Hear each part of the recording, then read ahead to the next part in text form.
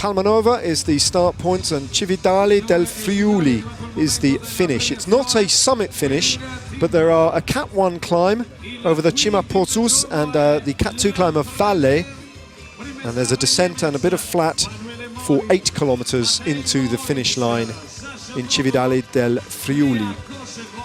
Stefan de Neefel taking maximum points though, whatever the position on the road exactly, and he has now taken 50 points in the King of the Mountains competition by winning both the first climbs. Further back down the road, and Etixx Quickstep have been obliterated from the front of the race, and Jungels finds himself pretty exposed at this point, just looking for any of his teammates who are still with him. There he goes over the line. He'll take the maximum King of the Mountains points, 35. Visconti will want to pick up second place here and get himself 18 points. And now the attacks are coming at the front of the main group of favourites, and it's Movistar who open things up, and there's a reaction straight away from Vincenzo Nibali. That is Andre Amador, the Costa Rican rider, second placed in the general classification, and he takes with him Nibali, Fuglsang. Bob Jungels has now struggled due to the acceleration of Esteban Chavez, and the pink jersey is slipping out the back of this race.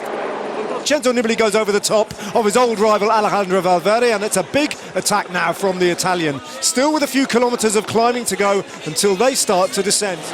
And that group has been dropped by Bob Jungels, who you can see just going off in the distance. He is attacking this descent as if his pink jersey depended on it, which it probably does. Was this Amador trying to get back on? Just swept up Stefan de Neefel, but he's coming back to the group of favourites and riding himself potentially into the pink jersey. Absolutely.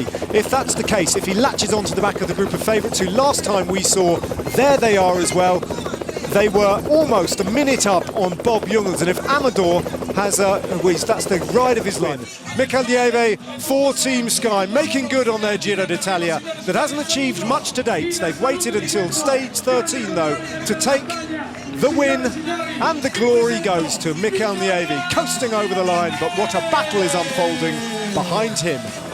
Valverde hits the front, Nibali trying to outsprint him for those 4 seconds. Valverde not managing to hold him off though. The Italian takes the third place, and he takes 4 bonus seconds, and you've stopped the clock down. It's ticking over now. What is Bob Jungels going to be able to do about this? In the pink jersey, doing it justice. If this is the end of the race for Bob Jungels' ambitions in the sharp end of the general classification, he has done his team and his country and himself proud. He stops the clock some 50 seconds or thereabouts down on the time of Andre Amador. Bob Jungels hangs on to second place, 26 seconds down on the new race leader Andre Amador. Vincenzo Nibali now in third, 41 seconds, courtesy of that time bonus. He leapfrogs Alejandro Valverde. Steven Kruijswijk still matching those two.